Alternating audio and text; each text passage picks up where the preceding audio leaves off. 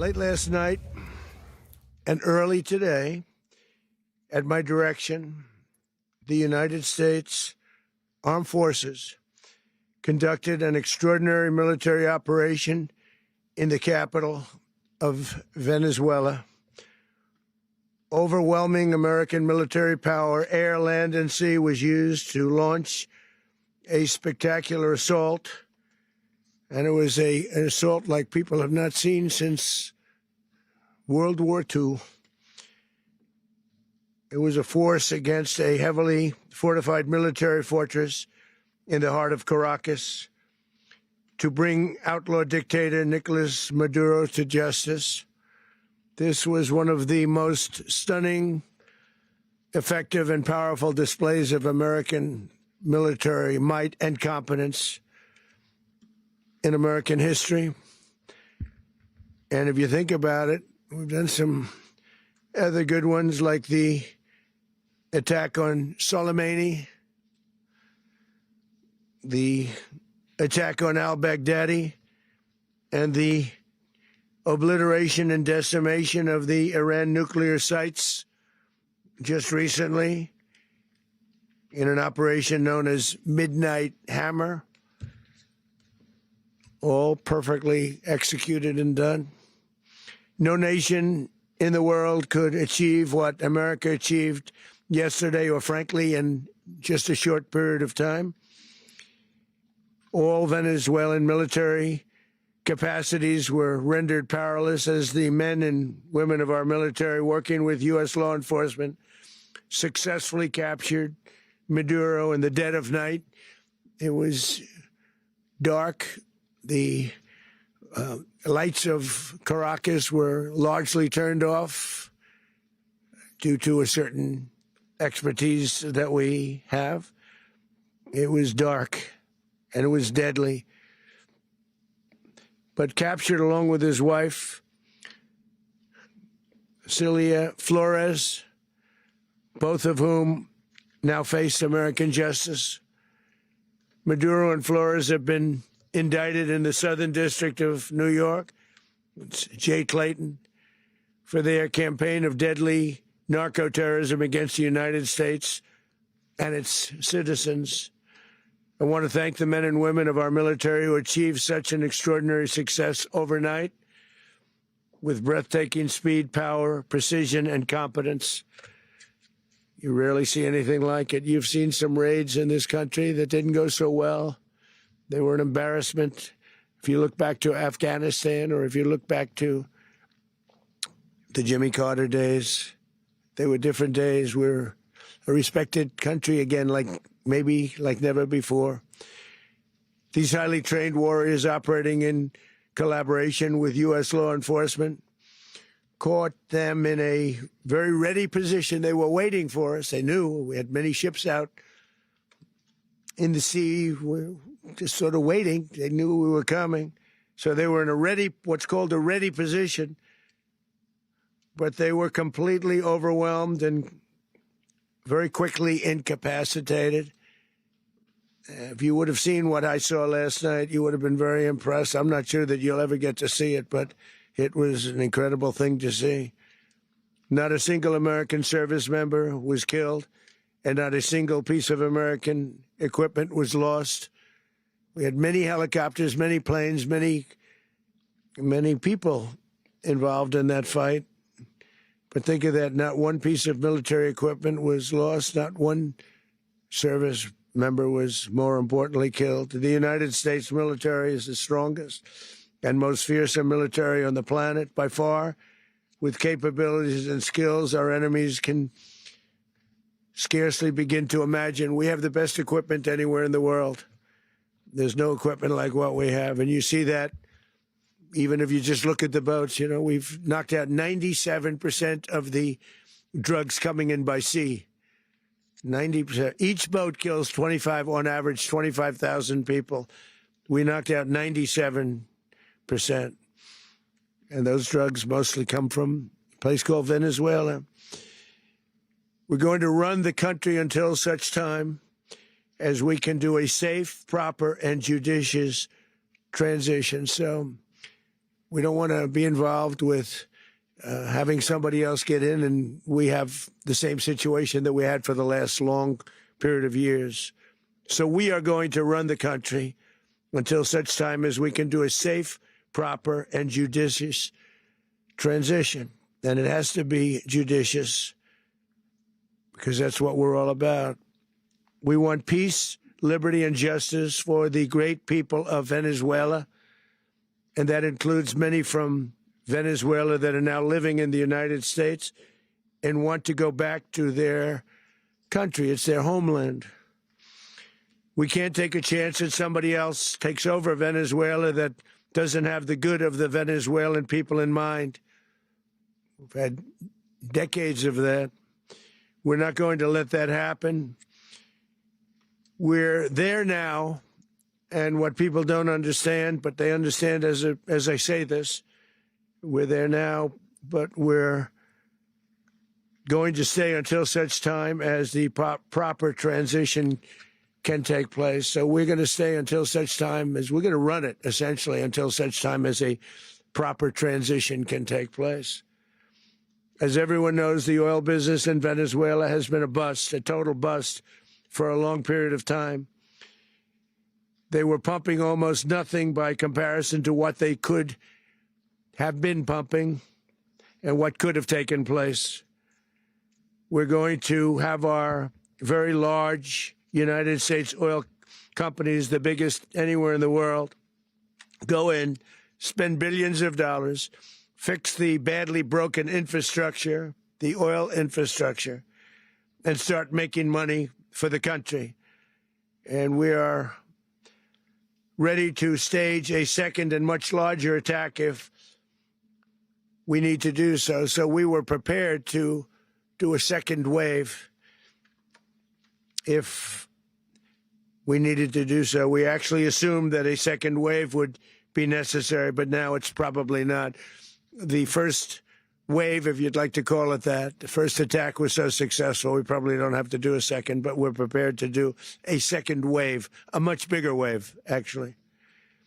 This was pinpoint, but we have a much bigger wave that probably won't have to do. This partnership of Venezuela with the United States of America, a country that everybody wants to be involved with because of what we were able to do and accomplish, will make the people of Venezuela rich, independent, and safe. And it will also make the many, many people from Venezuela that are living in the United States extremely happy. They suffered. They suffered. So much was taken from them. They're not going to suffer anymore. The illegitimate dictator Maduro was the kingpin of a vast criminal network responsible for trafficking colossal amounts of deadly and illicit drugs into the United States. As alleged in the indictment, he personally oversaw the vicious cartel known as Cartel de las Solas, which flooded our nation with lethal poison, responsible for the deaths of countless Americans, the many, many Americans. Hundreds of thousands over the years of Americans died because of him. Maduro and his wife will soon face the full might of American justice and stand trial on American soil. Right now, they're on a ship they'll be heading to, ultimately, New York. And then a decision will be made, I assume, between New York and Miami or Florida. But we have people where the overwhelming evidence of their crimes will be presented in a court of law. And I've seen it. I've seen what we have. It's both horrible and breathtaking that something like this could have been allowed to take place. For many years after his term as president of Venezuela expired, Maduro remained in power and waged a ceaseless campaign of violence, terror, and subversion against the United States of America, threatening not only our people, but the stability of the entire region. And you all saw it. In addition to trafficking gigantic amounts of illegal drugs that inflicted untold suffering and human destruction all over the country, all over, in particular, the United States, Maduro sent savage and murderous gangs, including the bloodthirsty prison gang, Tren de Aragua, to terrorize American communities nationwide. And he did indeed. They were in Colorado. They took over apartment complexes. They cut the fingers off people if they called police. They were brutal, but they're not so brutal now. And I just have to congratulate our military, Pete and everybody, and our National Guard, because the job that they've done, whether it's in Washington, D.C., where we have a totally safe city, where it was one of the most unsafe cities anywhere in the world, frankly, and now we have no crime in Washington, D.C. We haven't had a killing. We had the terrorist attack a few weeks ago, a little bit of a different kind of a threat, but we haven't had a killing in a long period of time, 6, 7 months. We used to have two, on average, 2 a week in Washington, our capital. We don't have that anymore. The restaurants are opening. Everyone's happy. They're going, they're walking their daughters. They're walking their children, their wives. They walk to restaurants. Restaurants are opening all over Washington, D.C. So I want to thank the National Guard. I want to thank our military. And I want to thank law enforcement. Been amazing. And they should do it with more cities. We're doing it, as you know, and we're doing it in Memphis, Tennessee right now, and crime is down. We've just sort of started a few weeks ago, but crime is down now 77%. And the governor of Louisiana called, great person, and he wanted us to help him, as you know, in a certain very nice part of Louisiana. And we have done that. And it was a rough section, and we have crime down. I understand it's down to almost nothing already after 2.5 weeks.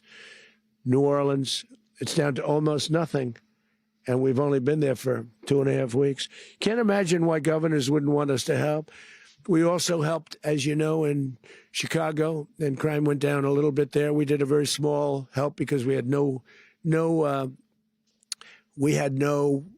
working ability with the governor. The governor was a disaster, and the mayor was a disaster. But it knocked down crime. But we're pulling out of there. When they need us, we'll know.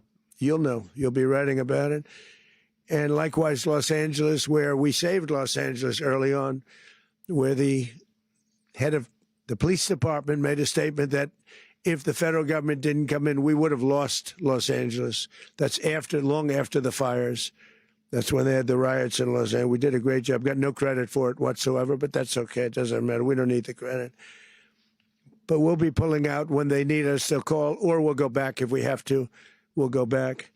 But we did a great job in various cities. But the place that we're very proud of is Washington, D.C., because it's our nation's capital. We took it from being a crime-ridden mess to being one of the safest cities in the country. But the gangs that they sent raped, tortured, and murdered American women and children. They were in all of the cities I mentioned, Tren de Aragua. And they were sent by Maduro to terrorize our people, and now Maduro will never again be able to threaten an American citizen or anybody from Venezuela. There will no longer be threats.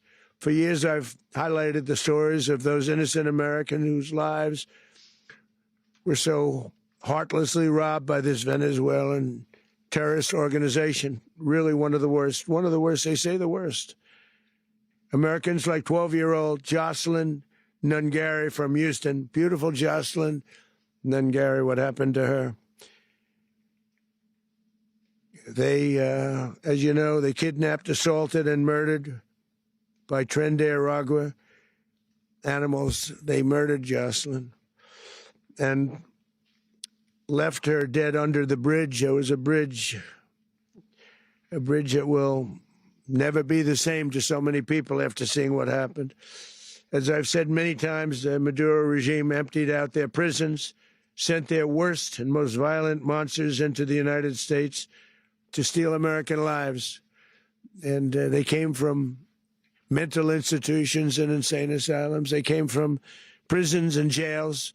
The reason I say both, they sound similar. Actually, prisons a little bit more hostile, a little bit tougher. A mental institution isn't as tough as an insane asylum, but we got them both. They sent from their mental institutions. They sent from their jails, prisons. They were drug dealers. They were drug kingpins. They sent everybody bad into the United States, but no longer. And we have now a border where nobody gets through. In addition, Venezuela unilaterally seized and stole American oil, American assets, and American platforms, costing us billions and billions of dollars. They did this a while ago, but we never had a president that did anything about it. They took all of our property. It was our property. We built it. And we never had a president that decided to do anything about it. Instead, they fought wars that were 10,000 miles away. We built Venezuela oil industry with American talent, drive, and skill, and the socialist regime stole it from us during those previous administrations, and they stole it through force. This constituted one of the largest thefts of American property in the history of our country. Considered the largest theft of property in the history of our country. Massive oil infrastructure was taken like we were babies, and we didn't do anything about it. I would have done something about it. America will never allow foreign powers to rob our people or drive us back into and out of our own hemisphere. That's what they did. Furthermore, under the now deposed dictator Maduro, Venezuela was increasingly hosting foreign adversaries in our region and acquiring menacing offensive weapons that could threaten U.S. interests and lives. And they used those weapons last night. Potentially in league with the cartels operating along our border. All of these actions were in gross violation of the core principles of American foreign policy, dating back more than 2 centuries. And not anymore. All the way back, it dated to the Monroe Doctrines. And the Monroe Doctrine is a big deal. But we've superseded it by a lot, by a real lot. They now call it the Monroe Document. I don't know. It's Monroe Doctrine. We sort of forgot about it. It was very important, but we forgot about it. We don't forget about it anymore. Under our new national security strategy, American dominance in the Western Hemisphere will never be questioned again. Won't happen. So just in concluding, for decades, other administrations have neglected or even contributed to these growing security threats in the Western Hemisphere. Under the Trump administration, we are reasserting American power in a very powerful way in our home region. And our home region is very different than it was just a short while ago. The future will be, and we did this in my first term. We had great dominance in my first term, and we have far greater dominance right now. Everyone's coming back to us. The future will be determined by the ability to protect commerce and territory and resources that are core to national security. These are core to our national security. Just like tariffs are, they've made our country rich, and they've made our national security stronger than ever before. But these are the iron laws that have always determined global power. And we're going to keep it that way. We will secure our borders. We will stop the terrorists. We will crash the cartels, and we will defend our citizens against all threats, foreign and domestic. Other presidents may have lacked the courage or whatever to defend America, but I will never allow terrorists and criminals to operate with impunity against the United States. This extremely successful operation should serve as warning to anyone who would threaten American sovereignty or endanger American lives. Very importantly, the embargo on all Venezuelan oil remains in full effect. The American Armada remains poised in position, and the United States retains all military options until United States demands have been fully met and fully satisfied. All political and military figures in Venezuela should understand what happened to Maduro can happen to them, and it will happen to them if they aren't just fair, even to their people. The dictator and terrorist, Maduro, is finally gone in Venezuela. People are free. They're free again. It's been a long time for them, but they're free. America is a safer nation this morning. It's a prouder nation this morning because it didn't allow this horrible person and this country that was doing very bad things to us. It didn't allow it to happen.